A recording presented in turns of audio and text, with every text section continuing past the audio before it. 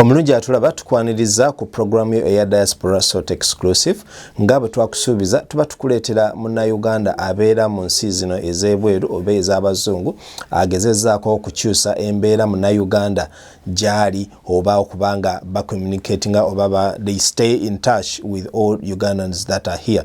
Oba tugambe abakyusizza embeera ya Munnayuganda ali wano mu Bulaaya. Olunaku lwa leero nno tukuleetedde omwami abaami babiri nga omu y'omu kwabo abatandikawo kuno kurapinga mu Luganda nga bwe tumanyi abamu bakuyita lugafulo ndowooza bakiyita kati nga omwami ono be bamu ku bakitandikawo mu Uganda n'abalala abetuze tulaba kati twagala ate tunyumyemuko nabo batubulire bo wano mu Bungereza bakoze batya okulaba nga bakipinga flag ya Uganda okubanga eri waggulu sebo tusense okulaba kale nagisebo senso balaba ambalamuseko abalabi ba Sol TV amanya bampita Ibrahim Luanga Delux yerinya lina linkozesa nga nkyakube emiziki. Yes sir. Ate omukulu sebo naye tusense okulaba zamanya gange bampita Gaddafi mu Kenya G Street was CEO mbere wano mu London. Tulabye nga okuyimba kwe Uganda kuyina ate different direction je kutekinze Uganda kubanga tumanyi nti buli muyimbi alina abawagizi be era buli muyimbi abayimbi abasinga abamu abasinga ba movies bali mu kibiina ekya Nup ekya People Power n'aba NRM nabo bakyaliyo naye tugenda kukola tutya kubanga abayimbi abali mu kibiina kya Nup maybe they shared same gundi bagoberezi n'aba people n'aba movement oba any other party ekituyambye mu industry eno kansoka nkunyonyole ntino you know what an industry comprises of the bagana nabagama music industry but do you know what a music industry comprises of? That is not existent in Uganda right now, right? Right. Bully musician, they're entrepreneurs. According to me, muna antereza abampulira. Bully musician, entrepreneur. Tewali intino waliwo industry. Ngabo bakyogera music fraternity bichi batekako obugambo bwe butyo. So nengamba tino buli muyimbi ajja kusigala wafunira ninga ati waliwo abalumirirwa eggwanga so waliwo ebintu ebigenda okusunsula abantu ab'enjawulo abalengera kyayitako bulijjo nagamba kirina okukyuka for the betterment of my country nakirengera nakiyitako naga nti kangende wa Nup ne bwe siifune sente ziri niwabeerawo oli nagamba nti nze sisobola kuva ku mulamwa nze nina okusigala nga ndiki nasigalayo nakola kyalina okukola nebamuwa sente ze z'abantu bensinga okulowoozaako kati be bantu abatusasula sente ng'abayimbi ne basasulira ebivulu byaffe ne batuka okunyigirizibwa okutuuka ku ekyo nga kyensembyeko ekyokubeera nti nno mulago egenda kufuuka yaba VIP muli mpulira ennaku ate nentunulira abantu abasobola okusekendinga decision ngeeyo ku side gye baliko nenzijukira ku nnyimba ze bayimbako so this is when I go ngatta okuwandiika creativity delivery and to who you deliver to nze kangambe kanjogerako just to go back ku kyabayimbi bina politics ate ne bannayuganda kyalina okumanya kiriwo ekiti if let's say ngenda kweta example nga Eddie Kenzo Eddie Kenzo akute bendera atukwatide bannayuganda naye Eddie Kenzo as him mu bannayuganda sirowooza waliwo abantu abagenda mu any party because of Eddie Kenzo mwali Tusino kuba mugundi wala media ni kudda kutawanya abantu gundi nze boba Eddie Kenzo limu NRM obo limu People Power obo limu chi is you as you be man fan it's your choice it's your choice it doesn't mean nanyina kuba wa njagala ennyimba zo ate ebintu ngero tulina kunya kujja ku social media because we don't like that ebyo ebintu bijasi bageza kubuzabuza banna Uganda in a way nze bemba ni muntu wa people power yeah I can bring my artist in like I go a record label ngamba okabana nebe banga saze mutaja musolo muselinga idea bata chibuying alawa nga techibuying is fit to go what they need to do tujwe mu nsolo gamba because gundi ono wa gundi tugenda gundi tukifule ensonga no twino mulama go tuliko kyemmanyi wala kanse sikula funya bakadde baffe omwana wano munsi tubera mbaweze mutabani wange agenda kweza myaka 16 bamweza A9 number that means aine kutandika okukola kubanga national insurance number ekiraga nti aba muntu mukulu tax you understand kakati gwe bobanga oli mwana mu nyumba ya tata wo ngoba wa NRM oba wachi nenga wina go struggle jolina tolonda lokuba tata walonda NRM oba londa to people oyina kulonda ekintu kyopirike kino kwetinga kyetukiza back ku bantu anti kiza back ku bantu tulina kulonda omuntu agenda okuyamba agenda okukola agenda ku deliveringa cha buli muntu yena abantu abasoma abantu bomanye abebitibwa abantu bomanye abamadini abali mu Kristo abali mu Allah abali mu ki bavunama tibera bidde dignity je bayina bera bidde kitibwa kyensi eno yabwe ne bavunama okusaba ekyabwe kasitotuka mu mbeere eyo ngomanya nti no eggwanga liri wabi tuli mu gwanga tosobola kuwabula eddoboozi lyo teririwulirwa tosobola kulondako eddoboozi lyo teririwulirwa omulabi atulaba olunaku lwaleero yandyagadde okumanya nti nga bwe muli mu kikundi kino ekya music wano mu UK muyambye mutya abaana abaffe wano ab'omu UK kubanga they take on what you guys have nga teba kwegama kiba buildings emirandira musimbye emirandira ki okubanga abaana basobola okubenefitinga mu kiki kye mukola tusiba mu UK bokate nga bo kigambye nti fetulina abanze n'abaana Sweden n'abaana wana UK tukwatagana ne Gaddafi wana tulesa abaana abayina omulamwa mulamwa ate oguyinza okusukuluma mu bbanga eritali lyawala nnyo n'abaana US Big Ben Questo wanga kyali Sweden ate nga naye ekyakola kiriko Despi so waliwo abaana abagenzi ne bavumbula omuzannyo guno naye ne basigaleko emabega nga bakyanyumunguza oba bakyagukola bakiyita batya ekyo kigambo ky'Oluganda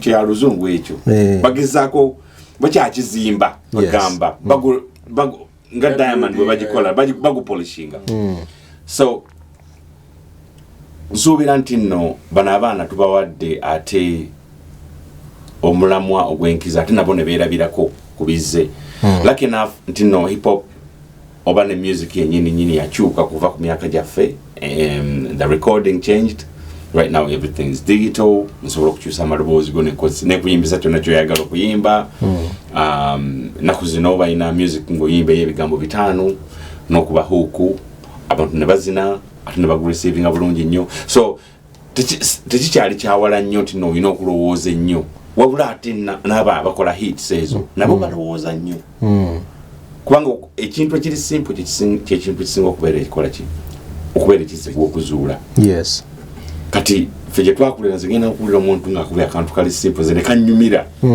oli n'agamba kati biki ebyo yakubye layini 5 zaddamu so nsuubira nti nno bano abaana bo ate bagezezzaako nnyo okustadinga market other than ffe bwe twali kubanga tuffe twalina market byali bya improvising suulawo tulabe bwe bagamba ate nga nabali bakyamukira kipya so yeyo trend gye tugendeddeko bwe tutyo naye nga bano abaana ate bo bagezezzaako okugendera mu mitendera nga balina structures bafollowinga mu music game yaabwe ne bacreatinga images ezaabwe ne bagezaako ate oku upliftinga images ezo ze bacreatinze mu bo ne bagezaako okubeera nti balungi so tulina abaana okuva States, England, Sweden, Denmark, you know, and I think it's very promising. Very promising. I think bajja surprising the Uganda market. Yes. In some short time to long come. run. Yeah.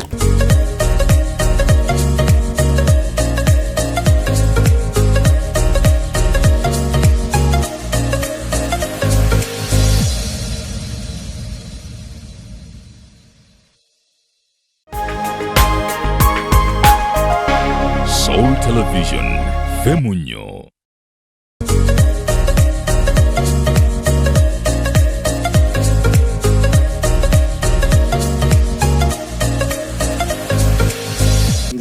Nsobola okugamba mbadde nkola n'abaana bangi. I got love kids abajja to me nenkola nabo. Abaana already balina ideas zaabwe because the world already yabat pushing at that level. They would just want somewhere to express themselves, never coming out the talent. They got so much to give out there, but you know one thing? It's so little for them. They also expressing themselves. For what we do, right now, bring up singer artist in a jam studio and I like just more recording. I charge £30 per hour. Just you come with your song and everything, £30. Nekati abana abato, I give them time to do nembane produce over I work with them. Because we want to create these young people. Mwagalo baga zisechi. Motivating them. Instead of kubera ku luguudo bakutobuso batunde enjaga, quick money, I think our talent, you want to bring them in, you have to be motivating to be like they come and do something. Come on a mic. Kill the mic. It's such a one of my chisabana Uganda banji. Abantu mubawulira Uganda. Si bana Uganda bukabandu abana abantu governor Uganda just to be specific abana bawulira them in recent years. But because Ruach I've got back because Ruach sometimes they don't have anywhere to go to express themselves. Ebisaayi byonna babigala yali bazanyira basketball byonna council zimba amayumba and everything. They don't have anywhere to go. You understand? Only where they can come and express themselves, and they say, I hear a lot of stories for young kids. Let's add that in. Yeah, on a microphone. You understand? Look, someone, Joloma na cholo kuja na yimbo wale bigamba tagama ngana tata we. Watata yata ulidangako. Tata abali ya ulima. Wa good day. You understand? That's it. Ninayo chi Julius Change, nenga chi Julius Chivanda chiriechi chivundo munda. Ngare fetino chirulongosa chimulongosa. Fetino balongosa because they need us. They need us because they are already there. They are hungry. Bali yo. Tibamanyire bogera nabi. Namana busagana tango kutunda kayaga, tunde njaga fune trainer nenga solo kula niko limba liksize na lusula somewhere na get out, not blowing up. So we're creating these kids, a room for these kids. Alright, let's go. Yo, I let my heart take over the loss of weight on my shoulder. Contemplate while I meditate to gain composure. Free falling from the thought of me not being able to support my family is key for me to stay stable. And how damaging it can be if I wasn't able to see my seeds blossom. I pray that they don't go rotten. Learn about the history before the times of picking. Yo. This is the guy. Introduce us to. Yeah, ono yamugana ange JP, nice to see you here. We've been here for a minute and tubadde tukwatagana okuvanga nemeka 16 badde mwana muto ayise mu turbulences ezo tuogeddeko mu bulamu obwo abadde mu komera naba mu China era na still he phoned home. And we're here doing it big. Is the next big thing, like out of UK right now. Trust me. Well, the man is here himself. Let him introduce himself. Yo, my name's Quasi RJ, producer, artist. Yeah, Fantastic. that's what I do. Mr. Fantastic. Mr. Fantastic. This is the mad scientist, like, do you know what I mean? Right. Like, on some UK DJ Khaled shit, like, you know what I mean? Like, just trying to piece everybody together due to like the different styles and like just growing up on like 90s hip hop while growing up in that grime era when grime was just starting. So my influences come from grime and hip hop, like the hip hop and R&B. Like I felt that storytelling type of of things. You know what I'm saying? Like to allow you to tell your story, different stories. You know what I'm saying? That having something for people to relate to, and in grime, that aggression. That's just keeping it in, to have your ID, the identification as a British guy instead of trying to copy from Americans, still appreciating what they do, and you know what I mean, but still keeping that UK fresh sort of style, man. And I try and show that in the raps and production. Yeah. You see, our viewers down in Uganda, they might not understand the term grime that you're using. Okay.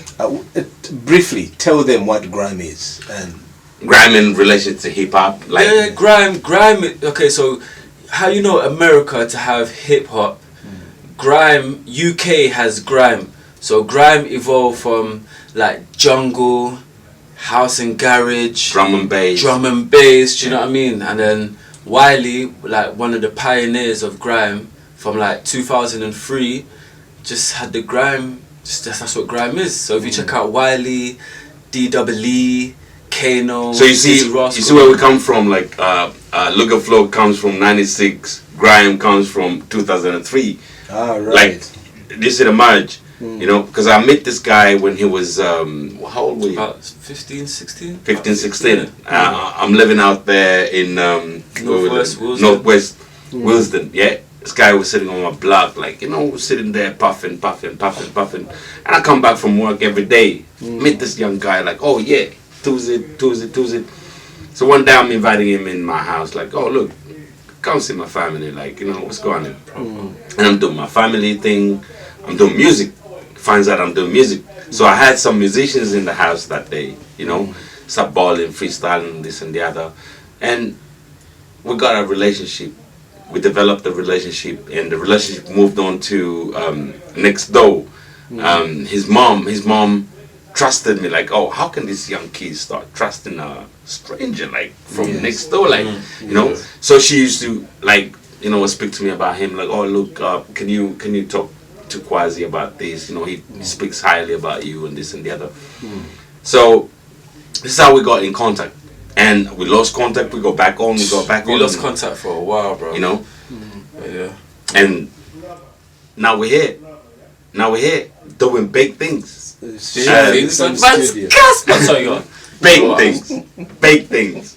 So Kwazi, yes, sir. If I may ask, what are your origins?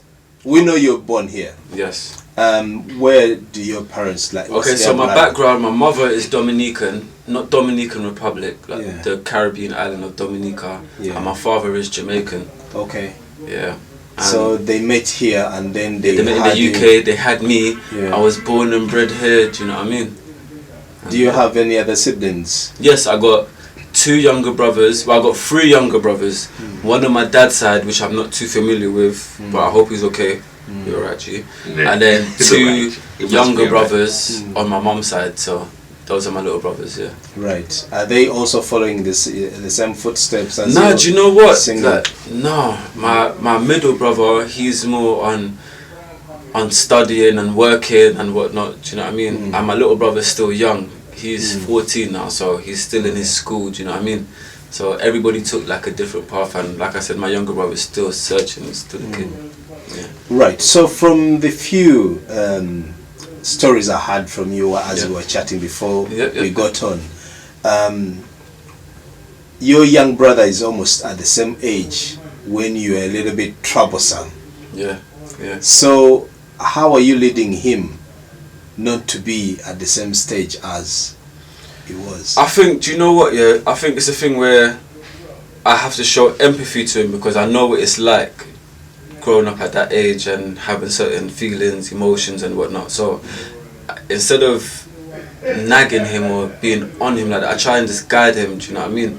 Because at the end of the day, we like, in order for us to do our thing, we have to make them sort of mistakes. And you can have someone on you telling you, don't do this, don't do that, don't do that, but reality is, the person you're telling that to, you're going to know that they're going to be up to no good. So the best thing, I'll just guide him really, and just let him know my experiences from advice that mum's given him, his dad's given him, and to just take it, you know what I mean?